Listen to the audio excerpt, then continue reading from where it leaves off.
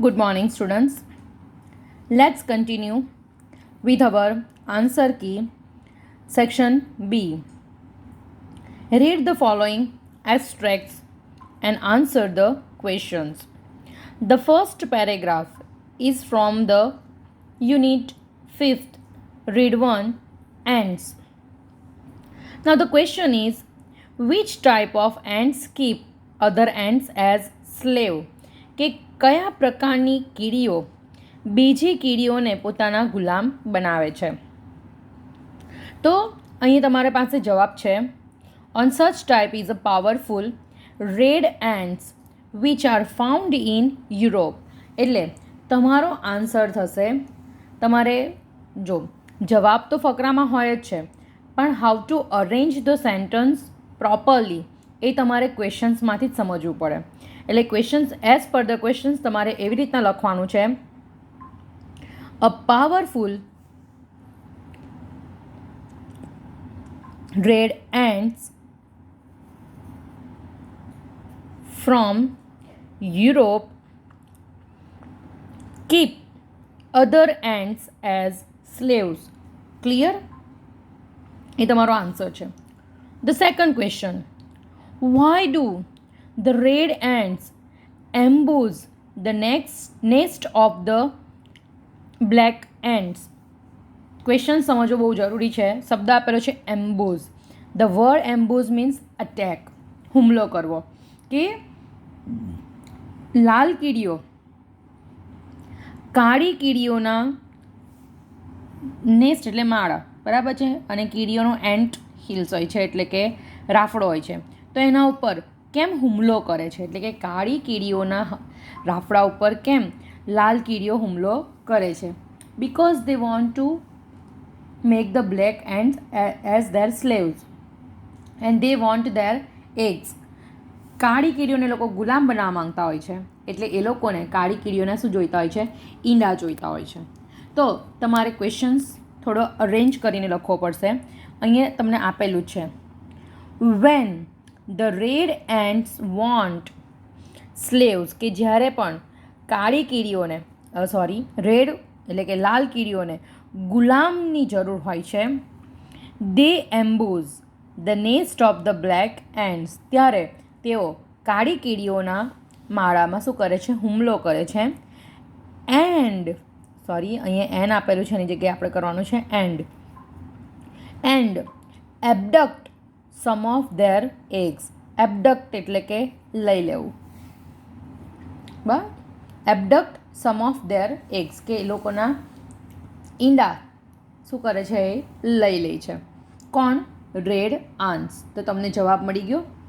When the red ants want slaves, they ambush the nest of the black ants and abduct some of their eggs. Clear? Now the second paragraph. Why does the writer call the writers to strike against war? કે લેખિકા એટલે આપણા strike against વોરમાં લેખિકા છે Helen Keller.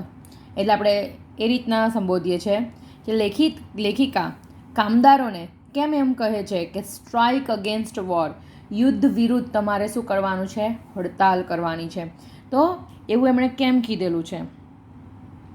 તો તમને આપેલું છે, the writer calls the workers to strike against war because, પહેલી જ લીટીમાં તમને આપેલું છે, no war can be fought without them, કે એ લોકો વગર કોઈ જ યુદ્ધ પોસિબલ નથી. The writer calls the workers to strike against war because no war એટલે કે કોઈ જ યુદ્ધ કેન બી ફોટ લડાતું નથી વિધાઉટ ધેમ તેઓ વગર. એટલે જો એ લોકો ના પાડે તો યુદ્ધ ન લડાય, અને એ લોકો હા પાડે તો યુદ્ધ થાય. જો યુદ્ધની આપણને ખબર છે કે પરિણામ ગંભીર જ હોય છે, તો પછી યુદ્ધ કરવું શું કરવા? એટલે અહીંયા આગળ રાઇટર્સ વર્કર્સને યુદ્ધની વિરુદ્ધ હડતાલ કરવા માટે કહે છે, કારણ કે એમના વગર તો એ યુદ્ધ થવાનું છે જ નહીં. એટલે તમને ખબર પડી ગઈ ને? નો વોર, અહીં બેટલ શબ્દ આપેલો છે, નો બેટલ્સ કેન બી ફોટ, અને પછી આગળ આપેલું છે વિધાઉટ યુની જગ્યાએ લખવાનું ધેમ. ક્લિયર? આન્સર અરેન્જ કરવો બહુ જ જરૂરી છે. Now the second questions. What does the writer advise the workers to do? કે લેખિકા કામદારોને શું સલાહ આપે છે કરવા માટે? Which is very much important. એમણે સલાહ આપેલી છે કે ભાઈ તમારે શું કરવાનું છે. બરાબર? પેરેગ્રાફમાં જુઓ. Strike against manufacture scraps and gas bombs and all other tools of murders. ના, એ તો કંઈ આવશે નહીં આન્સરમાં. એ તમને આપેલું છે. હા, strike against preparedness that means death and misery to millions of human બીંગ્સ.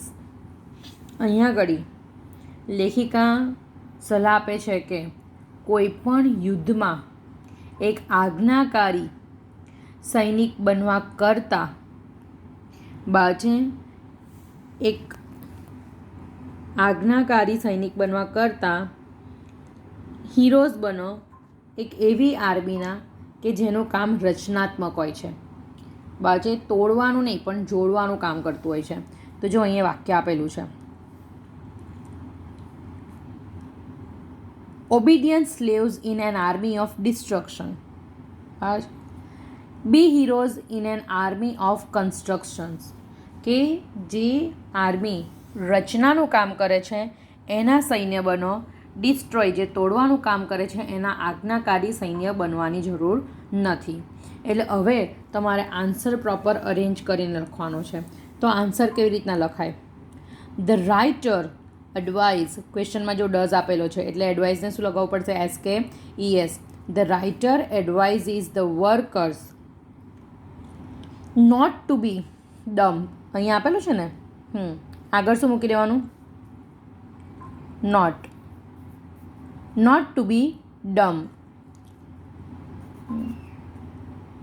And અલ્પવિરામ obedient slaves in the army of destruction. કે નાશ પામતી આર્મીના આજ્ઞાકારી ગુલામ બનવાની જરૂર નથી. બટ પણ એની જગ્યાએ અહીં વિચ આપેલું છે એની જગ્યાએ લખી દેવાનું લખી દેવાનું but be heroes in an army of construction. કે બંધારણની એટલે કે રચનાવાળી આર્મીના સૈન્યના શું બનો? હીરો બનો. ક્લિયર થયો આન્સર? બરાબર. Now the next paragraph. Make sure you don't get all tangle. આપેલો જે પેરેગ્રાફ છે એ યુનિટ 3 રીડ 1 મેનેજ યોર સ્ટ્રેસનો છે. છેલ્લો જ પેરેગ્રાફ છે કે જે ટેકનિક્સ તમને શીખવવામાં આવેલી છે 4. એ ટેકનિક ચારે એક સાથે એક કન્ડિશનમાં અપ્લાય થતી નથી. In different stressful situations you have to apply different techniques. The techniques are like overthinking. The second one is self-hypnosis. The third one is screen exercise. And the fourth one is anticipating success. બરાબર છે? આ 4 ટેકનિકનો અહીં આગળ ઉલ્લેખ કરેલો છે પણ ચારે એક સાથે અપ્લાય થતી નથી. Such kind of in stressful situations you have to apply a particular technique. બરાબર છે? તો અહીંયા આગળ જોઈએ આપણે શું કીધેલો છે, પ્રશ્ન શું પૂછેલો છે. What are the benefits of staying focused on a positive outcome. કે હકારાત્મક જે પરિણામો છે એના ઉપર જો તમે ધ્યાન એકાગ્ર કરો તો તમને લાભ શું થાય છે? તો અહીંયા આપેલું છે you can think more clearly and you will make better decisions which will eventually lead to the desirable results. Clear? આ તમારો જવાબ. હવે લખવું કેવી રીતના? આ કન્ડિશનલ ક્લોઝની જેમ છે એટલે તમારે લખવાનું ઇફ યુ અને ક્રિયાપદને મૂળરૂપ કરો. If you stay focused on a positive outcome અલ્પવિરામ પછી તમને કીધું તે you can think more clearly and you will make better decisions which will eventually તો તમે તમારી રીતે આન્સર સુધારી પણ શકો છો કે you will make better decisions which will eventually lead to the desirable results. જો છેલ્લું વાક્ય ન પણ લખો તો પણ તમારું વાક્ય સાચું છે. ક્લિયર? જવાબ સાચો છે. Now the next question, find out the words from the paragraph which means, હવે ફકરામાંથી શોધવાનો છે. કન્ફ્યુઝડ. કન્ફ્યુઝડ એટલે મૂંઝવણમાં મુકાવું. તો એના માટે શબ્દ આપેલો છે ટેંગલ અપ. ટેંગલ્ડ અપ એટલે પણ મૂંઝવણમાં મુકાવું. બરાબર છે? શબ્દ કયો થયો? Tangled up. શાના માટે? કન્ફ્યુઝડ માટે. Clear? The second question word is desire decide. Decide એટલે નક્કી કરવું. બરાબર છે? એના માટે શબ્દ આપેલો છે અહીંયા આગળ. Okay, let me see formally no, focused no. Okay, the word is resolve. કયો શબ્દ આપેલો છે? રિઝોલ્વ. બાજે રિઝોલ્વ એટલે કે ઉકેલ આવે, અને અહીંયા ડિસાઇડ એટલે પણ થોડો ડિફિકલ્ટ જાય છે એનો એ મિનિંગ, પણ ડિફરન્ટ જાય છે, પણ as per the other words are not going to be matched. Decide માટે નક્કી કરવું, મેક શ્યોર એટલે તો ખાતરી થાય, કન્સિડરેશન એટલે તો ધ્યાનમાં લેવું, સિચ્યુએશન એટલે પરિસ્થિતિ. હા, eventually the word is resolve. Resolve જ આવે છે, બીજો કોઈ શબ્દ આવતો નથી. ઓકે, તો તમારો જવાબ થશે resolve.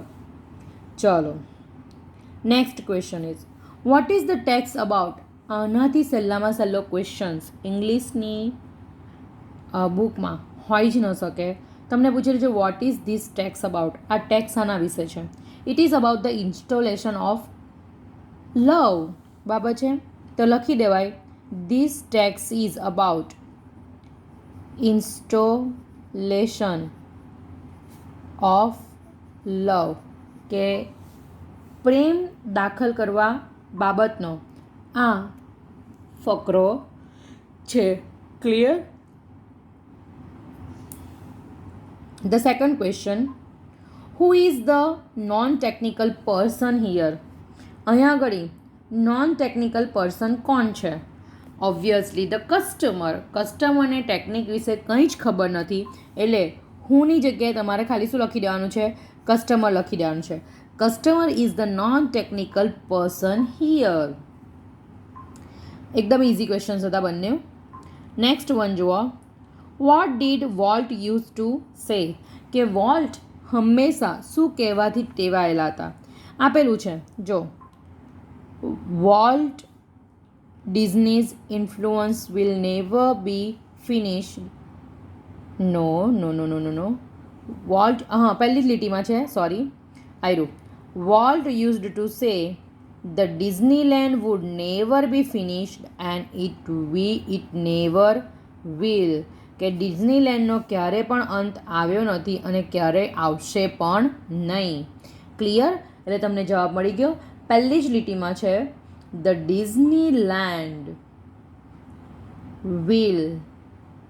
Wood never be finished and it never will. Okay, now the next question, what will the future generation continue to celebrate. કે આવનારી પેઢી સતત એવું તો શું બાજે ઉજવતી રહેશે? સેલિબ્રેટ એટલે કે ઉજવતી રહેશે. તો આપણે બધા જાણીએ છીએ in every person there is a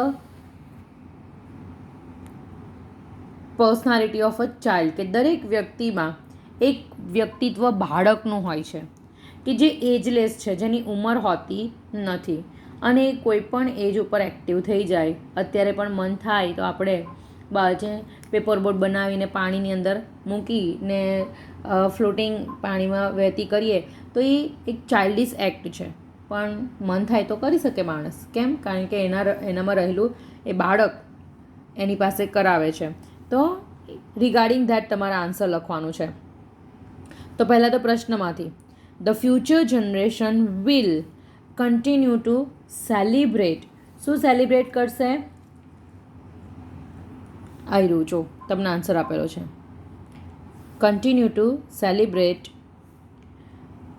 that precious ageless something in every human being which makes us play with the children's toy and laugh at silly things and sing in the bathtub and dream. Clear? જે દરેક human બિંગમાં જોવા મળે છે તે કે જે બાળકોના રમકડા રમવા માટે પ્રેરે છે, નાની નાની મૂર્ખ બાબતો માટે હસાવે છે અને બાથરૂમના બાથટબમાં ગાતા કેળવે છે એન્ડ ડ્રીમ સ્વપ્ન જોવડાવે છે. તો એ છે આપણું બાળપણ. Okay, so here we completed all the questions. ત્યાર પછી તમને શોર્ટ નોટ્સ આપેલી છે. I have already explain the short notes to you. તમારી પાસે શોર્ટ નોટના વિડીયો પણ છે અને લખાણ પણ છે. હવે અહીંયા આગળ એવું છે કે write any 2 short notes focusing on the questions. તમને મેં કશે પણ ઓપ્શન્સ ઓર નથી આપ્યો, ખાલી લખી દીધું છે question 29 to and 30. That means તમે જે પણ કોઈ 2 શોર્ટ નોટ લખો છો એને 29 અને 30 નંબર આપવાનો છે. ચોઇસ તમારી છે. પહેલી શોર્ટ નોટ છે Helen Keller's motivation and message for the workers, કે કામદારો માટેનું હેલન કેલરનું મોટિવેશન અને મેસેજ સંદેશો શું છે તે. બીજી શોર્ટ નોટ એકદમ સહેલી છે, ધ ડ્રાઈવર એન્ડ્સ. જો તમે પ્રશ્ન આપેલા છે ને પ્રશ્નનો જવાબ આપો ને તો પણ તમારી શોર્ટ નોટ એ કમ્પ્લીટ થઈ જાય એવી છે. Why are these ants called driver ants? કેમ એવું કહેવામાં આવે છે? They walk they constantly walk without resting. સતત ચાલતી રહી છે. They walk in a group. એ લોકો ગ્રુપમાં જ હોય છે અને whatever that comes in their way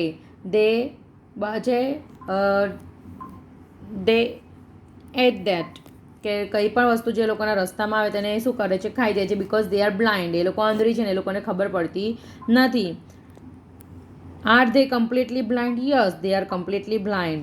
which large animals live in fear of driver ants? તો animals like elephant and lion are also live in fever of driver ends.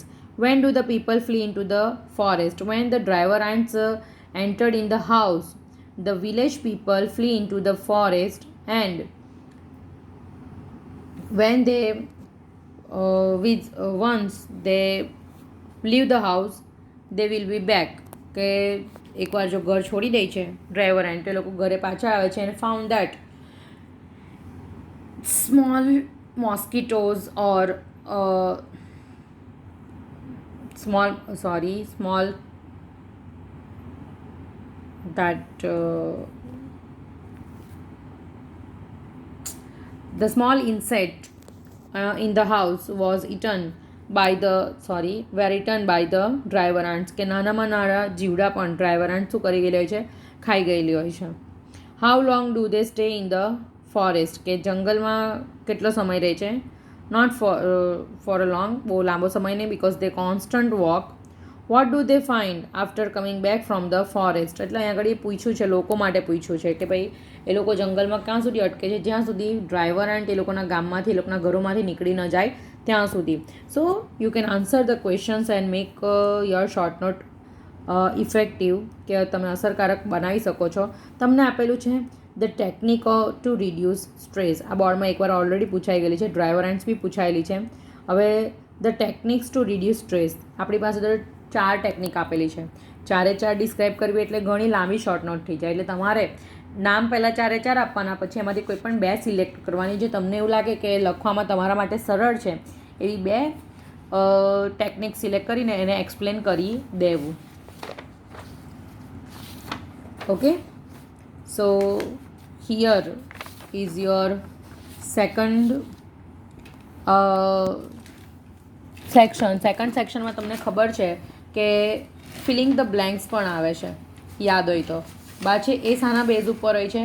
ટેક્સ્ટના base ઉપર હોય છે, if I am not wrong. તો જો ટેક્સ્ટના બેઝવાળી જે પણ આપણને 4 short note હોય છે ને, તો એની ચોથી શોર્ટ નોટ જુઓ. Walt Disney's success. વોલ્ટ ડિઝનીની સફળતા. એ પણ ઇઝી છે, તમે ક્વેશ્ચનના આન્સર આપશો એટલે તમને લોકોને એ ધ્યાને આવશે. અને filling the blanks with the appropriate words given in the bracket. હવે આ જે ફિલિંગ ધ બ્લેન્ક્સ છે તમને ટેક્સ્ટની પૂછાય છે અને તમને લોકોના ઉપર ઓપ્શન્સ આપેલા હશે. મેક શ્યોર જ્યારે ટેક્સ્ટની પૂછાય છે ત્યારે ટેક્સ્ટના જ શબ્દો હશે એટલે એની અરેન્જમેન્ટ પ્રોપર થવી જોઈએ. My brother and I were at a very young, બહુ જ યંગ એજના હતા અને એ એજ કેવી હતી? પ્રભાવશાળી. ઇમ્પ્રેશનેબલ શબ્દ આપેલો છે, જો પહેલો જ શબ્દ છે એ જ જવાબ છે. 31મો આન્સર બરાબર છે. ઇમ્પ્રેશનેબલ એજ કે જ્યાં બહુ જલ્દી કોઈના પણ તમે પ્રભાવમાં આવી શકો છો, તો એ ઇમ્પ્રેશનેબલ એજ.